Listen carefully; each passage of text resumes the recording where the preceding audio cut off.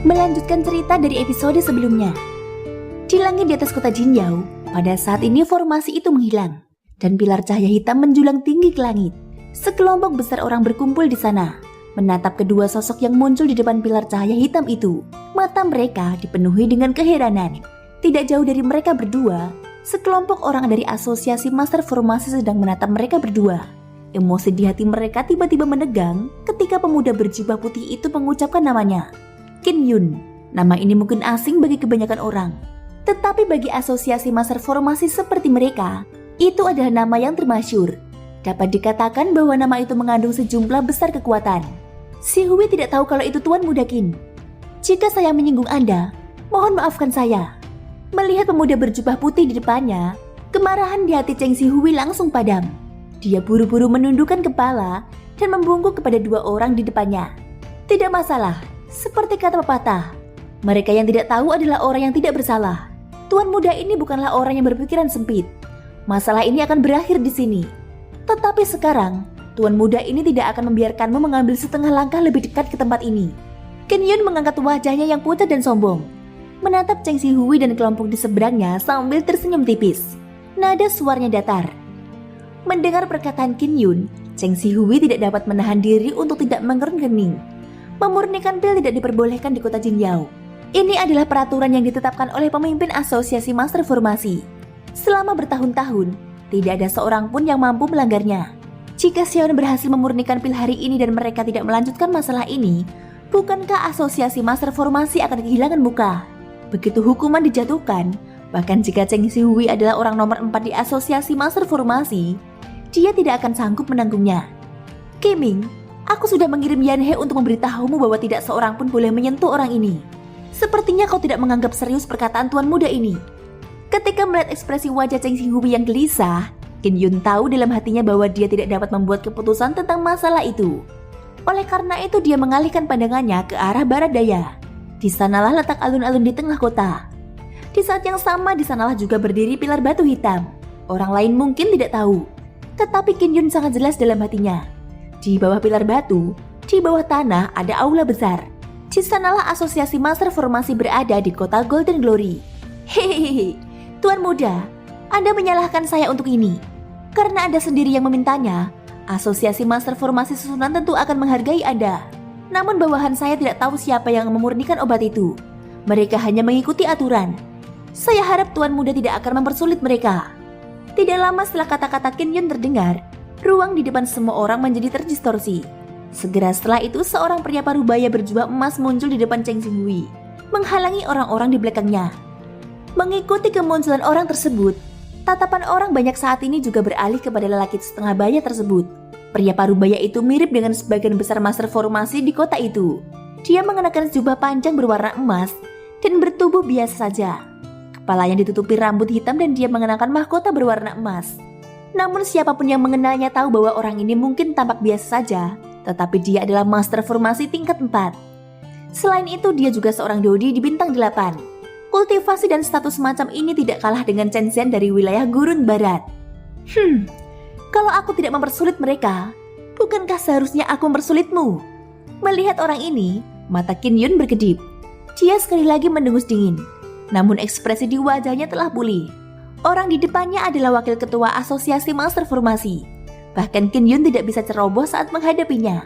Paling tidak sekarang bukan saatnya. Melihat ini Kiming segera membungkuk dan meminta maaf kepada Qin Yun.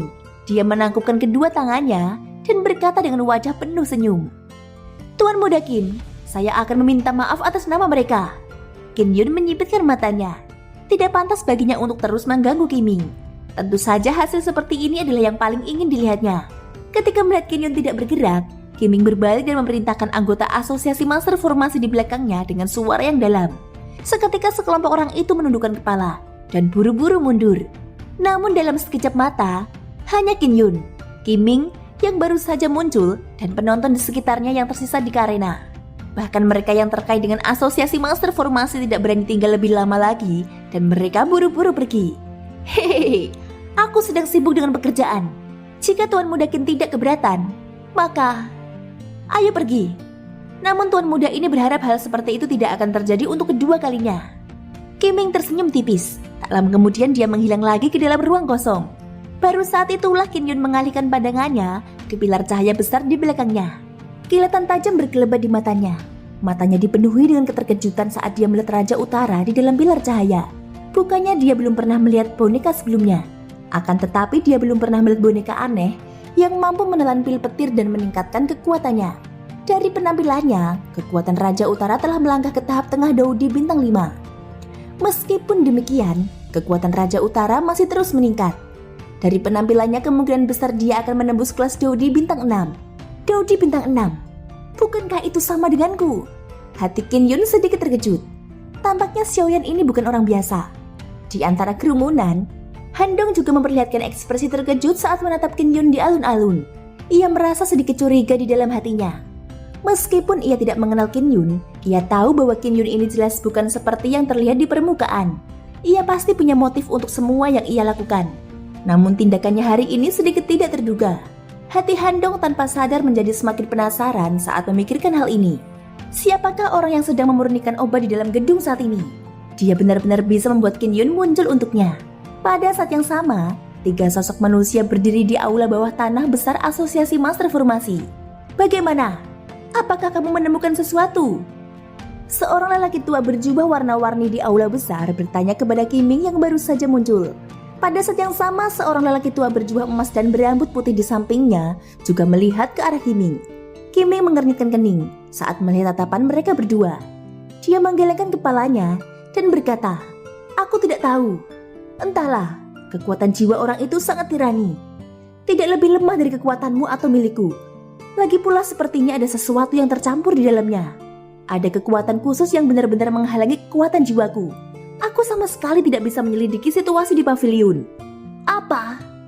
Ketika mereka mendengar bahwa kekuatan spiritual sang alkemis tidak kalah dengan mereka, ekspresi kedua orang di aula berubah drastis. Seorang alkemis yang kekuatan spiritualnya sebanding dengan mereka bertiga bukanlah hal yang kecil. Dari tindakan Qin Yun sebelumnya, tampaknya dia sangat peduli dengan orang ini. Di wilayah barat, tidak banyak orang yang dia pedulikan. Siapakah dia sebenarnya? Ketiganya saling berpandangan. Pada saat yang sama, semua pertanyaan di hati mereka tertuju pada Xiaoyan. Dalam sekejap mata, 1 hari berlalu. Hanya ketika langit berubah menjadi kabur, pilar cahaya hitam di langit menghilang. Raja Utara yang ada di dalamnya sekali lagi terpapar ke udara. Bersamaan dengan pilar cahaya hitam, awan guntur di langit juga menghilang. Baru pada saat ini pil petir secara resmi menghilang. Xiaoyan yang telah duduk di dalam pavilion akhirnya membuka matanya pada saat ini. Hahaha. Tuan Xiaoyan, aku penasaran apakah kau bisa menunjukkan dirimu. Meskipun semua orang yang hadir sudah pergi, Qin Yun tetap bertahan dan menunggu. Pada saat ini pilar cahaya telah tersebar. Tidak hanya menarik perhatian banyak orang di kota, tetapi juga membuat Qin Yun menghela nafas lega di dalam hatinya. Melihat walelangan semakin dekat, mustahil baginya untuk tidak melihat Xiaoyan. Hampir pada saat yang sama di sebuah pavilion yang tidak terlalu jauh, Han Dong yang mengenakan jubah brokat merasakan jantungnya berdebar kencang. Dia tidak bisa menahan rasa heran. Bukankah nama orang yang dipanggil Qin Yun adalah Xiaoyan yang pernah ditemuinya di toko sungai pasir 3 bulan yang lalu? Bakat alkimia yang luar biasa dan kultivasi tirani yang dimilikinya membuat Han Dong mengingatnya di dalam hatinya. Terutama sekarang setelah Xiaoyan bergabung dengan aliansi alkemis. Ia dapat dianggap sebagai anggota aliansi. Mengenai yang terakhir, ingatan Han Dong sangat jelas. Namun dia tidak menyangka bahwa nama orang yang dipanggil Qin Yun sebenarnya adalah Xiaoyan. Akan tetapi, dia tidak tahu apakah Xiaoyan ini dan Xiaoyan itu adalah orang yang sama. Bakat alkimia tirani yang sama, Xiaoyan di kota Jinyao memiliki kekuatan spiritual yang telah mencapai level alkemis peringkat 4. Kalau begitu mungkinkah mereka berdua benar-benar memiliki nama yang sama? Atau mungkinkah dalam kurun waktu 3 bulan yang singkat, kekuatan spiritual Xiaoyan benar-benar telah melonjak dari seorang alkemis tingkat 3 menjadi seorang alkemis tingkat 4. Bukankah ini yang agak mustahil? Dengan keraguan di hatinya, Han Dong segera bergerak mendekati rumah lelang itu. Di pavilion, Xiaoyan tidak bisa menahan diri untuk tidak mengernyitkan alisnya ketika mendengar suara yang datang dari atap. Dia tidak menyangka bahwa orang ini benar-benar dapat bertahan sampai sekarang. Itu sungguh mengejutkan. Setelah merenung sejenak di dalam hatinya, tubuh Xiaoyan sedikit bergetar. Dia juga bangkit dari tempat tidur. Dengan sebuah pikiran dia menarik kekuatan spiritual di dinding rumah, membuka pintu dan melompat ke langit. Xiaoyan pertama kali tiba di depan Raja Utara. Saat dia melihat Raja Utara berwarna ungu emas, mata Xiaoyan tanpa sadar bersinar. Sebuah doki yang tajam berkumpul di ujung jarinya dan menebas tubuh Raja Utara seperti pisau tajam. Namun tidak ada satupun tanda yang terlihat di mana doki itu lewat. Mata Xiaoyan mengeras saat melihat pemandangan ini. Ia terkejut sekaligus senang. Tak lama kemudian ia menyimpan Raja Utara di cincin penyimpanannya. Matanya menoleh dan menatap Qin Yun yang berdiri di dekatnya. "Tuan muda Qin Yun, terima kasih untuk hari ini." Hehehe, apa yang dikatakan adik Xiaoyan? Ini hanyalah masalah kecil. Namun tidak disangka adik Xiaoyan ternyata mampu mengingat namaku meskipun kita baru bertemu sekali. Aku benar-benar merasa beruntung. Qin Yun melangkah maju dan menangkupkan kedua tangannya ke arah Xiaoyan sambil tertawa terbahak-bahak. Wajahnya yang tampan dipenuhi dengan senyum ramah, seolah-olah dia tidak peduli dengan apa yang telah terjadi sepanjang hari. Xiaoyan juga tersenyum dan mengucapkan beberapa patah kata setuju saat mendengar ini. Tawa riang langsung terdengar di antara mereka berdua. Pada saat yang sama, Han Dong menatap kedua orang di langit dari semua gedung yang tidak jauh dari sana. Terutama saat ia melihat pemuda berjubah hitam itu. Matanya tanpa sadar memperlihatkan ekspresi terkejut. Itu benar-benar dia. Mata Han Dong yang keruh menyapu Xiaoyan. Tak lama kemudian dia menatap Qin Yun. Dia memang terkejut karena Xiaoyan ada di sini. Namun penampilan orang ini adalah yang paling fatal. Kenapa mereka berdua bersama? Ini akan jadi masalah. Han Dong mengernyitkan alisnya. Dia tidak bisa menahan perasaan berat di hatinya karena penampilan Qin Yun. Hahaha. Meskipun aku tahu bahwa adik Xiaoyan adalah seorang alkemis, aku tidak pernah menyangka bahwa kamu benar-benar dapat memurnikan pil obat tingkat 4. Ini benar-benar memperluas wawasanku. Wajah Qin Yun dipenuhi dengan ketulusan saat dia menatap Xiaoyan. Senyum ini membuat orang merasa nyaman saat melihatnya. Selain itu, hal-hal yang terjadi pada hari itu bahkan membuat Xiaoyan memiliki kesan yang baik terhadapnya. Keduanya tertawa dan mengobrol sebentar, dan hubungan mereka tampak menjadi jauh lebih harmonis. Selama periode waktu ini, Qin Yun sesekali bertanya kepada Xiaoyan tentang pil obat tingkat 4 yang telah disulingnya. Tetapi Xiaoyan tidak akan membicarakannya satu persatu. Melihat ini, Han Dong yang berada di kejauhan merasa sedikit lega. Beberapa saat kemudian Qin Yun pergi bersama Yan He. Xiaoyan melihat sosok mereka berdua menghilang di tengah malam. Dia tidak bisa menahan rasa curiga di hatinya. Dari percakapan mereka berdua sebelumnya, Xiaoyan tampaknya tidak memiliki niat buruk terhadapnya. Selain itu, mereka berdua hanya bertemu secara kebetulan. Menurut kata-kata Qin Yun, alasan mengapa dia membantunya adalah karena dia mengagumi bakat Xiaoyan. Namun karena hal inilah Xiaoyan merasa ada yang tidak beres. Setelah kepergian Qin Yun, Xiaoyan kembali ke pavilion. Meskipun pil kebangkitan roh telah disempurnakan, kekuatan spiritual dan doki Xiaoyan telah sangat terkuras. Setelah seharian berlatih, Xiaoyan baru saja memulihkan dokinya. Sedangkan untuk kekuatan spiritual, selain beristirahat tidak mudah untuk memulihkannya. Oleh karena itu dalam beberapa hari berikutnya hingga pelelangan dimulai, Xiaoyan hanya bisa memulihkan kekuatannya dengan tenang di ruangannya. Melihat Xiaoyan kembali ke pavilion, Han Dong baru saja akan bergerak ketika ia segera menyadari bahwa sosok manusia berjubah hitam tiba-tiba muncul di pavilion lain yang dekat dengan pavilion Xiaoyan. Sosok itu diam-diam mengawasi pavilion Xiaoyan di malam yang gelap. Itu adalah Yan He. Hati Han Dong langsung hancur saat melihat orang ini. Dia tidak menyangka Qin Yun benar-benar punya taktik seperti itu. Dari kelihatannya dia juga khawatir apakah Xiaoyan benar-benar akan mempercayainya. Dari kelihatannya kemungkinan besar itu tidak akan berhasil jika dia ingin mendekati Xiaoyan sekarang. Dia hanya bisa menunggu kesempatan lain. Memikirkan hal ini, Han Dong hanya bisa mundur tanpa daya, meski hati enggan. Di saat yang sama, Xiaoyan yang telah kembali ke pavilionnya hanya berbaring di tempat tidur. Kekuatan spiritualnya menyelimuti seluruh bangunan. Hanya dalam waktu singkat, Xiaoyan telah tertidur lelap. Tidur ini berlangsung selama 3 hari. Selama 3 hari berikutnya, Xiaoyan tetap tertidur lelap. Kekuatan spiritual yang telah ia habiskan dengan sangat cepat selama 2 bulan ini juga perlahan pulih dalam tidur lelap semacam ini. Wajah Xiaoyan yang awalnya pucat telah pulih kembali. Aura di tubuhnya telah menjadi lebih pekat dari 2 bulan yang lalu. Memang kelelahan ekstrim dari doki juga merupakan semacam metode berbeda untuk memadatkan kekuatan seseorang. Baru pada malam hari ketiga, Xiaoyan yang masih mengantuk perlahan-lahan terbangun dari tidur lelapnya. Pada saat itu, aura di tubuhnya juga telah pulih sepenuhnya. Xiaoyan telah tidur selama 3 hari. Selama kurun waktu tersebut, Qin Yun telah mengunjunginya berkali-kali. Namun tidak seorang pun membukakan pintu setiap kali, sehingga ia bersikap dingin. Meskipun tidak mau menerima kenyataan ini, Qin Yun tetap tenang dan dengan tenang menunggu Xiaoyan bangun. Handong telah menjaga pavilion lain di dekat pavilion Xiaoyan selama 3 hari. Dia telah memperhatikan gerakan Xiaoyan.